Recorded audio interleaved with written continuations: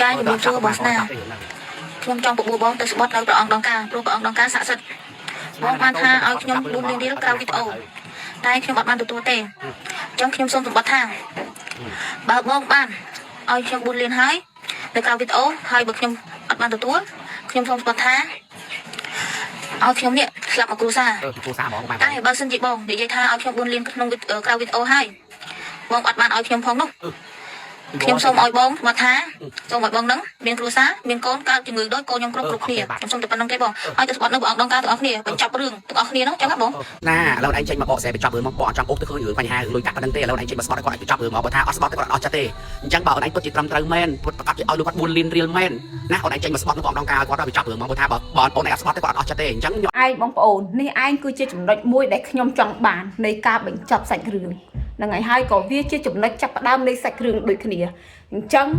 ខ្ញុំក៏គ្រប់ត្រូលឲ្យស្បត់នឹងដែរដើម្បីបញ្ចប់សាច់រឿងដោយសារអីដោយសារតែខាងស្រីនៅក្នុងពេលឥឡូវនេះគឺគាត់នៅតែមានឈ្មោះមិនល្អនៅតែមានឈ្មោះអាក្រក់នៅតែមានឈ្មោះមួយថាទទួលបានប្រាក់4លាននោះរៀលនោះហើយបានឲ្យអាប្រាក់850000រៀលនេះមកវិញអញ្ចឹងណាហើយជាពិសេសទៀតនោះគឺបញ្ចប់រឿងទាំងវាមានភាព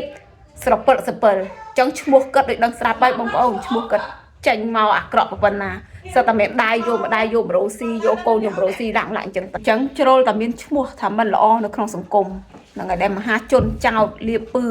មហាជនជេរស្ដីយកកូនម្រោស៊ីមហាជនចោតថាបានទទួលលុយហើយថាមិនបានទទួលហើយគឺសូមឲ្យចេញឈ្មោះចេញមកស្បត់មកដើម្បីបញ្ចប់រឿងនៅបង្ហើយតែម្ដងអាហ្នឹងគឺខ្ញុំគ្រប់ត្រូលតែម្ដងព្រោះខ្ញុំធ្វើវីដេអូតាំងពីដំបូងអាចចំណុចចាប់ផ្ដើមដំបូងគឺអាចចំណុចនឹងឯងអញ្ចឹងឯងមិនថាឲ្យយកអាចចំណុចនោះយកមកដោះស្រាយមកមិនមែនតែបរិហាគេគ្នាមិនមែនមើលងាយអ្នកក្រថាអ្នកក្រអត់ចេះផុសអ្នកក្រអត់មាន ABA អ្នកក្រចេះលេងសង្គម Facebook ឯណានៅដែរគឺក៏ហែកគេគ្នាថាគ្នាជាម្ដាយមួយដែលយកកូនប្រូស៊ីអីលាក់ទេអានេះឯងគឺជាចំណុចចាប់ផ្ដើមដំបូងដែលធ្វើឲ្យរឿងនេះវាផ្ទុះរហូតមកដល់ពេលនេះអញ្ចឹងមានតែការស្បត់ហ្នឹងទេណាអញ្ចឹងបញ្ជាក់ដើម្បីបញ្ចប់បញ្ហាហ្នឹងហើយអត់ចង់វែងឆ្ងាយតទៅទៀតគឺស្បត់ឲ្យគាត់ហ្នឹងទៅស្បត់ជូនគាត់ទៅហ្នឹងហើយអញ្ចឹងអ្នកណាអ្នកធ្វើល្អទទួលបានល្អអ្នកណាធ្វើមិនល្អគឺទទួលបានកម្មផលដោយអ្វីដែលគាត់និយាយណាអានេះគឺជាវីដេអូចុងក្រោយហើយបងប្អូនចាអញ្ចឹងអ្នកណាអ្នកគ្រប់ត្រូលដើម្បីឲ្យគាត់ស្បត់ឲ្យគាត់ចេញមុខមកស្បត់គឺបងប្អូនក៏មិននៅខាងក្រោមហ្នឹងទៅសម្រាប់ខ្ញុំគឺខ្ញុំតាំងពីដើមមកម្លេះគឺខ្ញុំនឹងគ្រប់ត្រូលឲ្យមានការស្បត់ពីព្រោះអីបែកវិចញែករត់ឃើញទេហ្នឹងហើយរឿង